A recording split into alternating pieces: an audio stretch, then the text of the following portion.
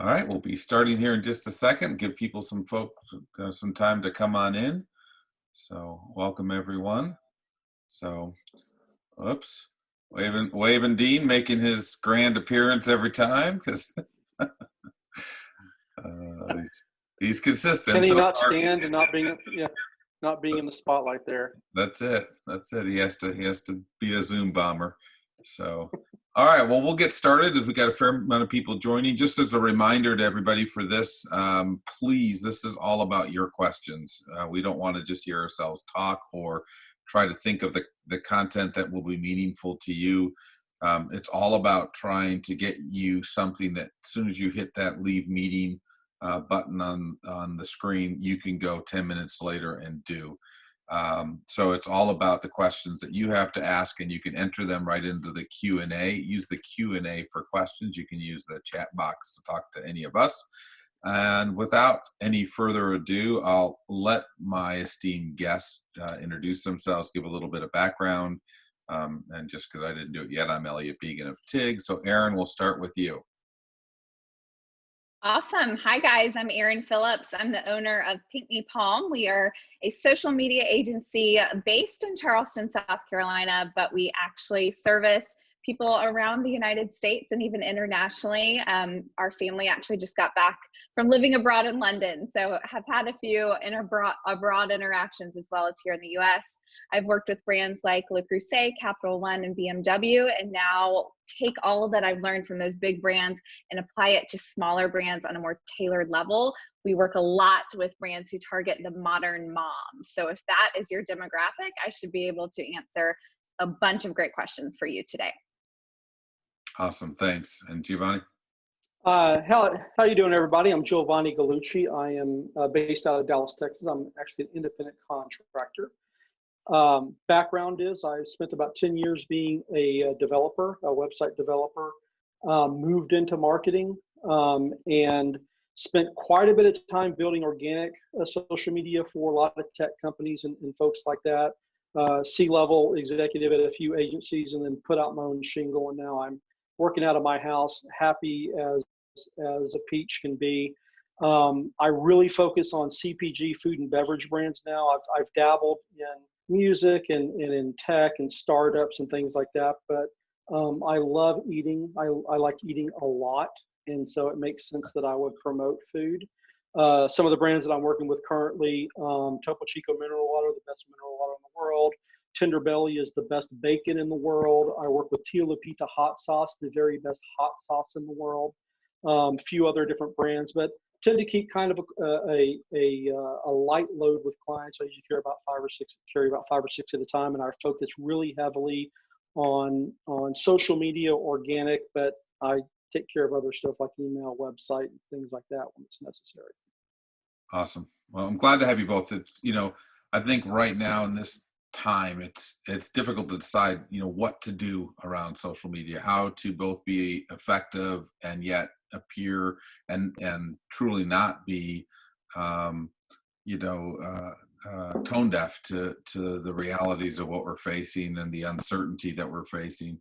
To me, one of the things that I've been impressing upon brands is to really make sure that whatever your reaction would be, it's consistent with the way that your consumers would expect your brand to react. So if you are a particularly irreverent brand, or in my case, an irreverent person, to be coming off as anything other than relatively irreverent facing this would seem disingenuous. And the same is true if you are a whimsical brand, so you need to stay top of mind. But I'm going to start kind of just tossing out a few questions on that.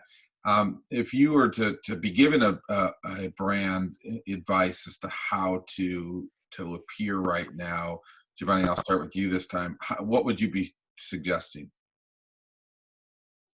The biggest thing that I suggest, and we're doing this with quite a bit of brands, is I tend to kind of lean away from calling out the state of the world right now, right? So I'm specifically not going to say coronavirus. I'm not going to say quarantine. I'm not going to say COVID-19. I tend to always stay as far away from politics and religion and controversy as I can to begin with. In this situation, though, you can't sit here and act like we're not in the situation that we're in, right? And so what we do is we have brands lean into, number one, embracing the work from home situation, the staying at home situation. We make sure that in imagery, we make sure that all of the stuff that we're posting is in alignment with social distancing. So I don't want to post stuff on social media that has a whole bunch of people crowded around together celebrating, which is kind of hard with food, products and things like that. The other thing is we have to be super careful not to be selling anything at all right now. Our job as a corporate citizen is to serve, and to serve in the ways that we can without tooting our own horn. So we're out there and we're doing what we can to support folks in the food and beverage industry, folks in healthcare, things like that. We don't talk about it though. If other people want to talk about it, fine. And then from a standpoint of, I work with brands that typically are kind of whimsical and kind of silly and smart alecky, not the time and the place. You can still be a positive voice, on social media for folks, but it's a time to really be cognizant of the fact that kind of like high school humor, I don't think anybody really wants to hear it right now, but they do want to be lifted up and they want to have a brand that's positive. And also they in my opinion also yearn for things that again aren't particularly tone deaf, but are also feeling normal or comfortable because it brings comfort, right? So Erin, same question, in terms of, what are you suggesting to brands in terms of how they continue to be out there on social media? Yeah, Giovanni hit the nail on the head. I agree with everything he said. We call it we call it a lot of the times so that I have a lot of clients that just kind of went into like a stupor, kind of like a freeze, like, oh my gosh, I have no idea what to say. Should I even be posting? If I'm posting, what am I saying? Is this imagery bad? Is somebody going to take this wrong? So a lot of the times we kind of call exactly what Giovanni said, kind of like a subtle nod. So we're not saying coronavirus, we're not saying quarantine, but maybe at the end of our copy, we're saying something like, while you're at home, or while you are waiting to see your friends. So we're kind of giving a subtle nod so that we're not completely tone deaf. And it is crazy. I think I saw a report, pictures that with more than one person in it on Instagram have decreased by 60%. So, yeah, updating your imagery, that's so important too. So I agree, with all of that. And also to the point of people are craving normal content right now. So I had a lot of clients who were like, do we need to scrap everything we've planned for? Do we need to pivot from these content pillars that we're doing? And the answer to that is no. You need to stay consistent. People are looking for that break in their day and looking for something that's a little normal in all of this craziness. So I agree. What about, I was just thinking about this because it's easy to go to the negative first, but not, but there are some brands that I've seen that I think have really done it well.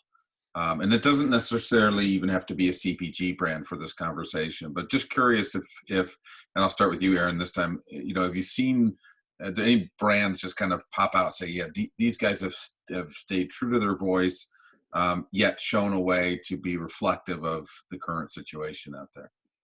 Yeah, so I think it was even just like Spindrift actually that was doing, hey, we're launching a new flavor, and they were going to do a whole campaign around that flavor.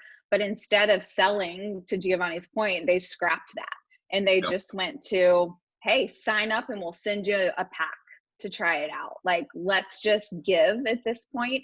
So I think that mentality and kind of that pivoting was great from a brand. I'm trying to think of others. You got me on the spot here, but I think any of these brands that we see kind of, also giveaways, I'll say that too. So giveaways as well of taking like, hey, enter, tag a friend and enter below, taking that and going to a place of tag someone on the front lines, not necessarily healthcare, but also think about the people working in a grocery store, like kind of pivoting that as well as a general rule of thumb, I think has been great too. Okay, Giovanni?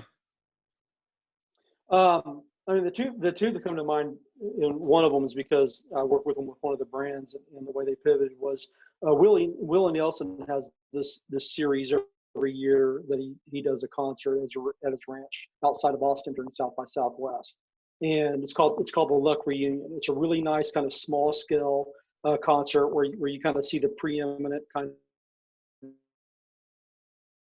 con and kind of country acts playing. And obviously that was canceled, right? And so what they did is they pivoted to a completely virtual experience, and they changed the name from Luck Reunion until Oops. changed their logo to an old school kind of television with kind of like the lines on it. And what they did is they took that concept. They had concerts that were virtually broadcast, but they had a tip jar instead of the people buying tickets, and all the money to the tip jar went to the artists that played the events for them, right? So they kind of not only turned on from going from a live event to a virtual event pretty quickly and did a pretty good job at it, but they also took the proceeds from that to make sure that they were still taking care of the artists that kind of feed into the industry that they're in. So that's a great example. The other one was Uber is doing a great job. They've got actually on broadcast television where they've got ads now where they're calling out people to not take an Uber if you don't need to. And so basically their line right now is, thank you for not Ubering unless you have to, which is again, it's an interesting ploy to remind people of the state that we're in, acknowledging that we're at, and not being, so focused on the bottom line that they're not too scared to basically thank people for not using the service. But same token, it's keeping the brand top of mind. So it's a nice twist on them, still marketing themselves, but doing it in a way that's responsible. And again, I'm huge on companies that show, responsible corporate citizenry, and that they take care of society when the chips are really down. That they're smart enough to say, look, it's time for us to give back, not to take. Yeah, and part of, and I think that those are great examples, and I think part of it too is, I mean, the goal right now, and please disagree if you'd like, but the goal right now should be primarily just top of mind awareness, right? It's just, I mean, we're going through these uncertain times, this weirdness, and everybody knows it. There's no denying it. And sometimes we just want to know that you're going through it with us too. And our brands are our friends and the people we hang out with, kind of the same mentality. So, you don't necessarily have to sell anything. You don't have to have necessarily a social cause or a giveaway or any of those kind of things, because sometimes that's difficult to do or do in a meaningful way. And done wrong, it could ring so untrue and backfire that you don't. And so that actually was a really good segue by me, and I have to give myself some credit because I need to like that. But there's a great question here from Lauren, which is just that the idea, and I'm reading this from her, the idea of giving is really nice, but some brands are suffering massive decreases in sales.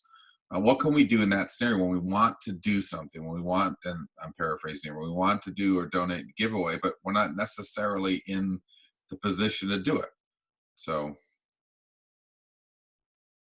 I mean, I'll jump in and say, I mean, there's no way to sugarcoat the fact that there's a lot of folks out there that are having a very difficult time, and without being morbid about it, there's a lot of companies that aren't going to survive. I mean, a lot of companies, in all kinds of industries can't survive not functioning for a month. I mean, because we run on such thin margins in so many areas.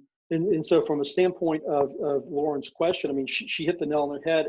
And my personal thing would be, if you're blessed that you've got some runway that you can survive 30 to 60 days without constant stream of income, that puts you in a better position to do so.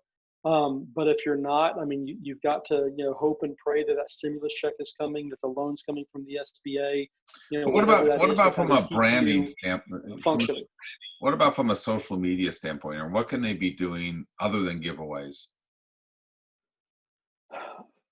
Well, I mean, I'll be honest with you. I mean, pretty much everything we're doing is giveaways, and then what we're doing is we're featuring employees with a work from home meme to kind of show people what our office setups are at home.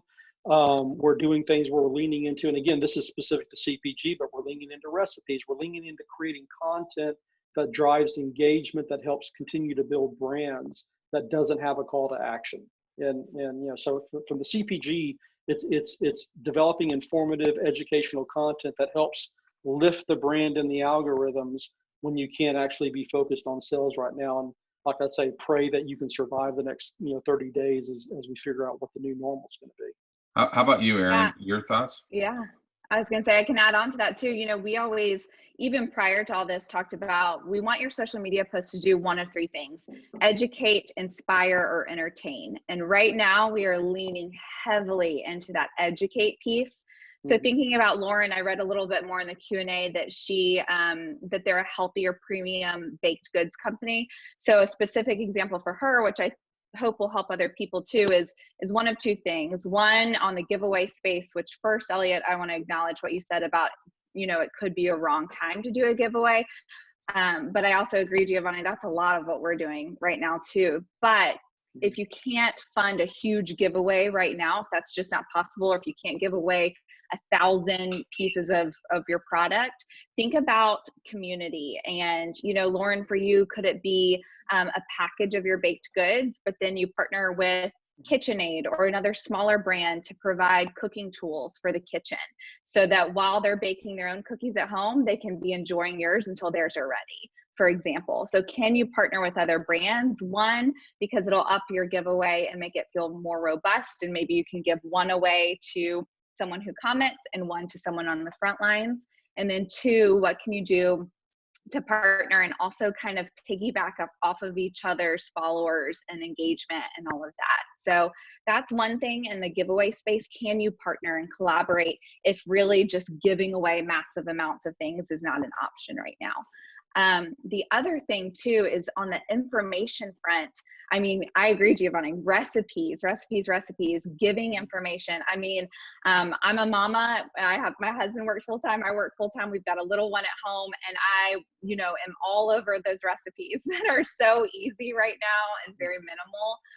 And also educating on, you know, now that we're grocery shopping more, organic versus non-organic, if that's your kind of thing, or nutrition labels, if that's where you can shine. I mean, that education piece can be so huge right now and is a great way to serve your community.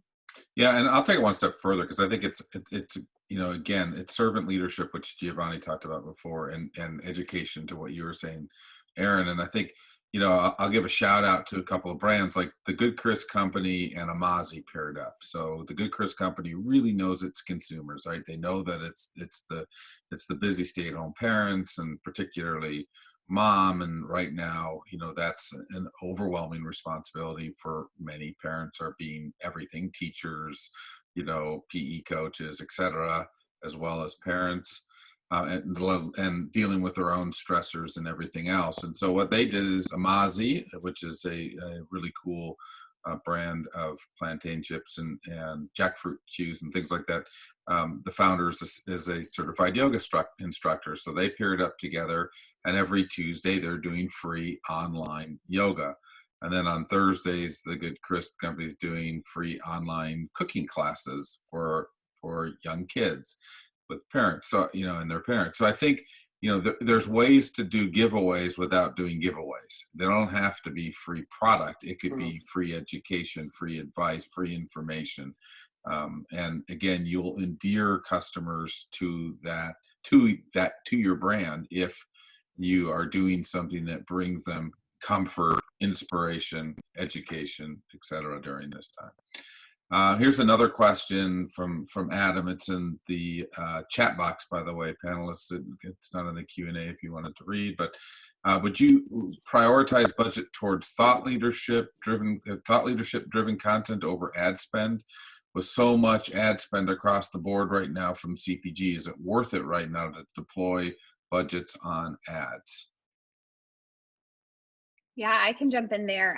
Please. So a couple things there. So, you know, 3 weeks ago, we were seeing CPM, so cost per, you know, 1 million views, down on Facebook and Instagram. So 3 weeks ago, I would have told you now's the time to jump in and test some ads. So test out A/B testing and see which ads are working and kind of lean into that.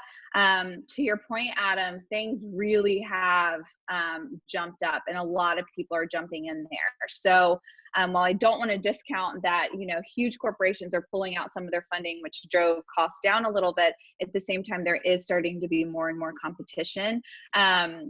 Another thing that you didn't mention, Adam, was influencer spend. And that, influencers, 64%, I believe it was 64, 67% of influencers had campaigns cut. And so a lot of them are discounting their prices by 40%. So not to add another thing, I know you're asking us to slim this down for you, but that's something you could think about as well, that we're seeing awesome kind of just organic growth from, I know you pay the influencer, but organic growth from the influencer sending people over to your account.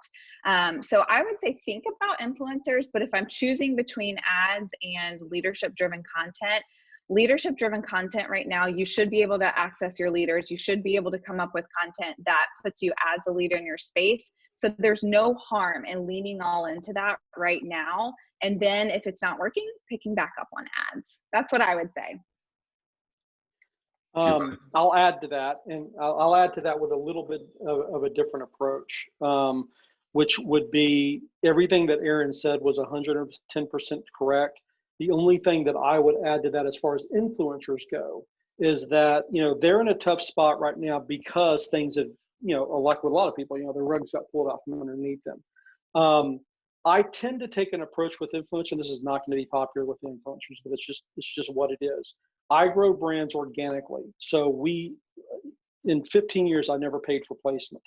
I send stuff to influencers. I certainly cultivate relationships. And I do all I can to kind of grow our influencer network. But because of the approach that I take, I find that many influencers in the past that would not accept product and post stuff about product because they got free stuff and shipped to their home are now all of a sudden open to doing that. And it's just a situation that it's where we are in the marketplace. And if you've got products that people can use in their everyday lives, and it's something that an influencer, a local one, or obviously this works better with macro or micro influencers and folks that are hyper local. If you're in that position, and to the point, to Laura's point, with the high end baked goods, that's something that's right for sending to a bunch of food influencers, and you just you don't ask them for anything necessarily in return. You kind of sit around and wait, and if they post, they do, right? And for her, if she's got stuff that's not shelf stable, it's better to do that than to let it just sit on the shelf and go bad, right? So, exact same situation with the ads, and exact same situation with influencers that you do pay, that the rates have gone down. You're going to find an awful lot more folks that are willing to do stuff for product as opposed to, what they were willing to do a month ago. And it still helps them, it's still product that they can use. So that's something to consider also. Yeah, and I would add to that's an interesting approach, but I would add to that first of all, there's all kinds of influencers. There's large macro influencers that's what they do for a living. And, you always want to respect that last part, that's what they do for a living. And there are, micro influencers, but there's lots of industry influencers or, just people in this particular space in natural products and CPG who pull a lot of weight just by what they view or what they say. And, listen, we're all sheltered in place. There's nothing wrong with sending a care package, and just with no expectation direct. Sometimes the best social media, in my opinion, and I'm not the expert here, is unintended social media, that earned media type of that social proof. And a great way to earn that, because we have this normal psychology of reciprocity. When somebody does something for you, just automatically we start thinking of ways we can reciprocate that good deed, even if it's never hinted or even expected. So most people just have that natural proclivity towards that. So if you with empathy provide people with something about a product, with a nice card saying, know that you're sheltered in place, you might get just some really goodwill out of that, out of that principle. I got a few more. Got a few. I'm gonna go ahead. Well, let me jump in on you right there. I just added a link to a site called rocketreach.co, and to the point of being sheltered in place and needing to be able to send stuff out to folks, that is the absolute best tool that I've ever found to find contact information for folks that you might want to reach out to. So I use that tool every single day, looking for people's contact information.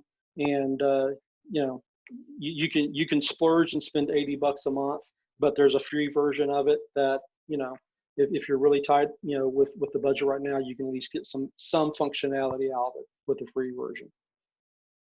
Awesome. Thanks for the tip. Okay, another question from Lauren. If reaching out to influencers in this climate, and we kind of talked about this, how would you adjust your approach? And specifically, she says we use micro influencers and only send product. And I think, I don't. yeah, and I think Lauren, I should have read that before. I was obviously in that moment clairvoyant, which is the first, but really, I think, approaching it with empathy and approaching it really out of good care and out of compassion will go a long way, and let that natural psychology of reciprocity go to work. And if it doesn't, I'll throw another one of my favorite sayings out there is it just becomes a karmic boomerang. It'll come back somewhere. It always does. Adam. Yeah, Elliot, I would Yeah, go add ahead, to Erin. that too. Yeah. Yeah, for Lauren, I agree, not adjusting the approach. I think though it's important now more than ever to make sure that they know your story, your brand story, and your why, especially your why during this time. I don't think it should be a long explanation, and it definitely shouldn't be, this is what we want you to say. You never want to do that with an influencer, but at least knowing where they can find a link to your website to read more about you, or hey, this is how we're finding our product is helpful for people right now. So if it's just providing that information, that's the only little caveat I would add, but otherwise agree that, nothing changes too much. Yeah. And I couldn't agree more, especially your why. And if it's a strong why or strong mission, or if it's related to now, it's a great time to play on that, because it doesn't even have to be directly COVID-19 related, but just people want to do some good things in the world right now. And, and that could be taking care of the planet. That could be cause related marketing, whatever that case. Adam asked a question specifically here, and this is great because these are the kind of questions that I love, because also to like Giovanni's link that he sent, these are things that people can actually hit the end meeting button, not until the end of the meeting, by the way, and then go actually do. So he's in the middle of producing an influencer program and interviewing from freelancers to small agencies to project. Any platforms that you guys know that will help search and communicate with micro influencers as a replacement to having to hire a freelancer or agency that's specific to influencers? Or let me rephrase that to augment or support that process too. Erin, you want to jump first?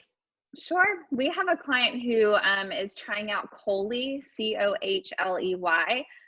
To be honest, we haven't gotten the first campaign back for that. So don't have a great use case on that one, but did want to throw that one out there.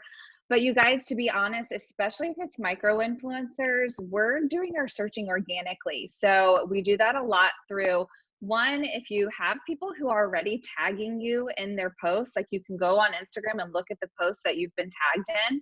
You guys, micro influencers can even, and I think we kind of alluded to this earlier, they don't need to be a true influencer. Even if there's someone within the community who owns a yoga studio or something like that and does healthy eating and that fits with your product, and they have 3,000 followers, they could be a great person to reach out to, especially if they already love your product, because then they're probably already going to post about you. The second part of this is hashtags. We're looking at hashtags that you use or are close to your brand that your customers would use. We're clicking on that hashtag, and then we're just scrolling. And we're seeing who is posting in that world and if they fit within our parameters of influencers we might want to work with. Because a lot of the times now, those micro influencers are who people trust, and they do get the biggest engagement. And my definition of micro is usually between that 10 to 50K region. So that's really the path we take, because a lot of those platforms, you guys, cost a lot of money. So we like taking that organic approach first. Yeah. And go ahead, Giovanni. No, so the additional ones that I would add, and all these tools have like a free version that give you very limited access, and then you can decide you want to pay. But as far as micro, I mean, Erin's exactly right. I mean, it's a lot of manual digging. I mean, because the tools that you would buy to get that kind of access typically run in some cases in the thousands of dollars per month. I mean, usually they run at least a few $100 per month. And right now we're scrapping by, right? And so we're trying to do things on the cheap. And so it's elbow grease. It's doing searches on hashtags. It's when you open up Instagram or when you open up Twitter, try to refine your search to local areas. If you do have, if you do want to get into some tools, there's a tool called Uber Suggest that's got fairly robust social media kind of looking information. I also love tools like one called, and I'll type some of these into the chat, but there's 3 or 4 tools like Authority Spry, Ahrefs that are kind of SEO tools, but they kind of blend into social media. So I'll throw in 6 or 7 tools into the chat, and people can explore those and decide if they want to go further with those or not. Yeah, and Jenny was kind enough to share with everyone that Apex Drop, APEX Drop, is great for micro influencers in her experience, and she says we've tried lots of platforms, so she's done it the hard way, trial and error. I'll also say though that a little bit of a flip, and just as a reminder to founders in general, one of the things that we're guilty of often is that we save a nickel and miss a dime, because we have to understand what our highest value activities are. And so there are times where it makes sense to have somebody do that for you or do it faster because they already have existing relationships and so forth. Now I'll talk out of both sides of my mouth and say the next thing, which completely contradicts what I just said. And that is that every brand in my opinion, has its own micro influencer sweet spot. And the more precise we get, so caught up, I believe, in the number of connections or followers versus the quality of the followers as it relates specifically to our brand, that we miss really big opportunities. So look for the people who embody what your brand stands for, and then look in the communities in which you want your brand to grow the fastest. So you can pick that by bigger market to smaller market, and that could be your own kind of not terribly time efficient or automated, but good geo-fenced or geo-targeted social influencer outreach program. So yeah, and Elliot, in the chat, I added a link to 4. I think they're the leaders in the influencer space. If you ask me, they post great content, YouTube videos, lives, all of that, blog posts on influencers. So if you're looking to learn more about influencers, that's a great space. They also have a tool where you can type in someone's Instagram and it pops up kind of information on them if they're a part of the 4 networks. So you'll get more than just that follower count, like you were asking, or like you were talking about. Awesome, thanks. And I see Giovanni's hard at work filling everyone's chat box up here in a second, so we're gonna get a cat bomb. I'm working all of a sudden. I thought I was going to be relaxing this hour. So, and by the way, I saw a couple people raise their hands. Just remember the Q&A is down to the right hand side and the bottom. If you want to type in questions, please do. I'm going to ask a question which I think is sometimes overlooked, so I'm going to kind of lead you towards partly the answer, and that is the power of inner industry social media. So, specifically talking about what your brand is doing, and you as a founder, and building your own brand as a founder of your brand within the industry that you're in on platforms like LinkedIn. Erin, since I'll give Giovanni a chance to catch up. Awesome. Yeah, thoughts on that? Yeah, I agree, Elliot. So I think, right now, for example, we have a client who has employees who are usually in the office with her, helping her every day. And she doesn't want to let them go, but she also doesn't need them for everything that she needed them for before. So right now they're helping her with LinkedIn, Pinterest, and she also just downloaded TikTok, which is a whole nother topic. But that's a great way if you have employees, or if you yourself have time, which I'm sitting over here wondering, oh my gosh, what's all this time people are talking about, which is a blessing. But if you do have support right now, and you're wondering how to get them to help you, get them to look into LinkedIn, get them to help you write some thought pieces. So what are you the expert in? Why is your business different from all the other ones? If there's 400 other companies out there like yours, what makes yours stand out? And can you write articles about that on LinkedIn? Can you tag other people that you maybe work directly with? Can you tag employees and get employees involved on LinkedIn and get them sharing and connecting? Can you chime in on topics right now that are trending and add your 2 cents to the conversation as a leader in your industry? I think that can be huge right now. It's always huge, but especially right now, if you are trying to find ways to kind of open doors, that's a great, great way to do it. So I'm glad you brought that up, Elliot. Giovanni, any thoughts there? Yeah, and I hate to admit this, but this is the cobbler that has terrible shoes story. I there's no nice way to put this. I completely personally burnt out on social media about 3 years ago. So, and it's probably because I do it for a living for multiple brands, right? So I'm head into all these different accounts all day, every day, 7 days a week. And so from a personal perspective, I mean, I this is such a terrible thing to say, but I mean, I rely on word of mouth. I rely on previous clients to send me new business. I mean, I've got LinkedIn, I've got Instagram, I've got Twitter. I tend to be on a little bit. I launched a YouTube channel, last year, produced 30 videos, and got busy doing something else. I don't even remember what it was, right? So, if there's anything that I'm going to lean back into, it's going to be publishing more content up on YouTube again. That is, again, informative, educational, and the goal there is just to kind of keep my brand up to date as opposed to like driving huge amounts of views and everything. But I'm a terrible example of someone that you should ask that of. Yeah, I was going to give you crap because when I connected with you on LinkedIn, you didn't have a picture yet up. I'm like, what kind of this social media dude is this? Oh yeah, I think you have friended the wrong person, because I definitely have a picture up there. No, you do now, but you didn't the first time. So, maybe someone took down your picture after your post-COVID head shave. Yeah, I would not blame them. It's not a pretty sight. I mean, yeah. We've all done it at some point. Okay, so a question. Before I go to the next question, I want to follow up on that for a second. I think personally, for any founder or any key member of an entrepreneurial team, that LinkedIn is often an undervalued weapon.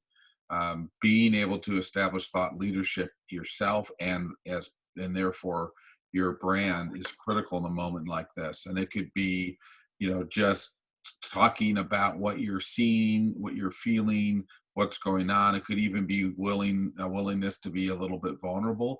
But you don't have to feel compelled to put content out there either. There's a lot of great content. Be a really good curator.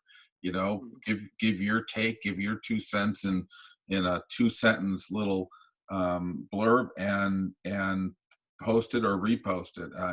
One of the things, using a tool like Hootsuite or Buffer or something simple, as you see articles, load it in and and distribute them throughout the day. But being front and center, both on your it's okay on a company page, but more so as an individual on your team, being front and center, showing leadership, showing empathy, showing compassion, staying top of mind. Your buyers are there, your investors are there, your peers are there. It's a really good place to actually build, and you never know when those connections might come in handy. Okay, so another question here, and I'll go to you, Erin, first on this one is, if you were to give just high level people here who are still kind of doing the same thing but want to take their social media to the next level, what would that be? What would that next level be? Yeah, so I think kind of next level, let's start too with let's just make sure you have these things, and then I'll talk next level as well. Okay. So kind of number one, this is a great time to look at your bio. Across all platforms. So a lot of the times we start platforms at different times, meaning like right now you may start LinkedIn after hearing this conversation, versus you may have started with Facebook and then 2 years later added Instagram. Now it's a great time just to make sure that your bios are consistent and make sense, you guys. No kind of fluff or too much like company lingo. Make sure people can read it in 2 seconds and understand what you and your company do. Make sure that your links are working, all of that kind of stuff. So number one, this is a great time just to check in on that.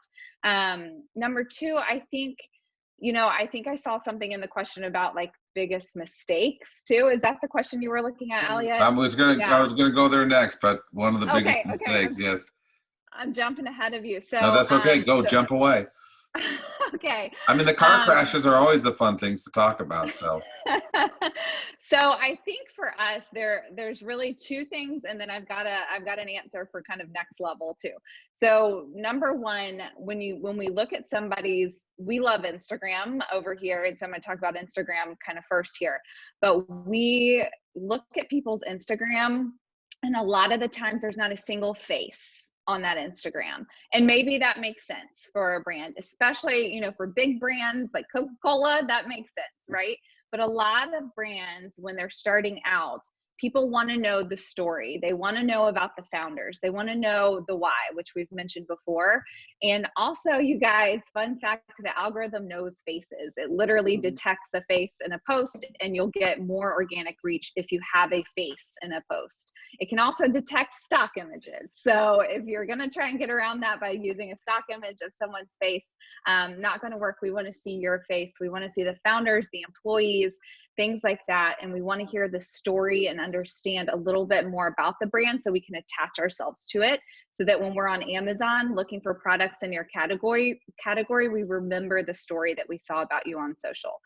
So not having your face or that founder element, employee element is one big thing we see. The second is lack of consistency. So if you think about an algorithm is literally something that makes predictions and works in your favor if you have consistency, right? So I talk a lot of the time about, I would rather you be consistent 3 days a week on Instagram with your feed posts than to be posting twice a day or every day. If you can be consistent with that over time, great, versus like piling all your content in front and then going dry and just piecing out for a while, posting and ghosting, as we like to say. So that's another big thing that we see that people are making a mistake about. And you can get around that just by making sure you're kind of planning in advance a little bit with your posts. The last thing I'll say about leveling up is Instagram stories. You guys, people, if you're not on the Instagram stories train, you need to get on it. It's leaving 500 million daily active users. It is where people are going on Instagram and not even looking at the feed anymore. So if you think you're going to get ahead by just posting in your feed, you really need that stories element, which I just presented on stories for 2 hours straight the other day. So I could talk about that forever, but that's something I don't want you to miss for leveling up and just overall for your brand. Okay, we're going to come back to Instagram stories in a second, so you can share more. But I want to give Giovanni the opportunity to talk about what not to do or biggest mistakes, and how you take that next, big step. So everything Erin said, and I've got 32 other quick things to talk about. We'll hit the top three. First one is expectations for what social media is going to do for you. Now, this is, whether we're talking about paid social or organic social. Again, I entertain clients with paid stuff, but whenever they want to get serious, I get them to hire somebody else who's an expert in that. Typically on the social media stuff, because we see all the amazing stories about all the stuff with influencers and companies being grown on Instagram and stuff, the expectations walking in to social media, especially organic, are usually completely out of line with what really happens. So number one is having a level set about what you can expect for it, and along with that, what it should be doing for you. Typically, social media should not be, especially on the organic side, a place where you have calls to action. It's a place where you educate, you inform, and you entertain, like Erin said earlier. It's a page where you tell your brand story, where you lift up your clients, your customers, and you introduce folks to your brand in different, entertaining ways. So I would typically say on the organic side, you want it to end up being, a vehicle for sales as a secondary or tertiary response to it. It's not the main goal. So that's number one, is expectations and what it does for you. Number two is going to be, while it's super important, because I'm in the organic world, that you create content that people really do want to connect with, that's authentic, that really tells your story well. It's also important, as Erin said, not to be posting for the sake of posting. You need to use data You need to look at what people are responding to. And here's the magic with social media. If you will get out of the mode of just posting because you feel like you need to post and look at the data for what people respond to, here's the magic formula. When the line goes up, you do more of that stuff. When the line goes down, you cut it out. It's really that simple. So you let your viewers and your users tell you what they want to see, and you do more of it. The last of it is don't quit talking about yourself. I mean, with all due respect, you've got to find ways to quit putting out information about how great you are and put out information about how what you do, whether it's a product or service or something else, how that benefits people and how people are going to want to have that as a part of their lives. And that's one of the biggest problems that I see. I mean, the worst social media accounts out there are essentially glorified, photographic records of what people used to do with PR web, right? We're going to send out a press release because Mary got promoted from assistant manager to manager. Who cares? People want to hear about themselves and what you can do for them. So quit talking about yourself and start talking about what you can do for other people. That was a soapbox.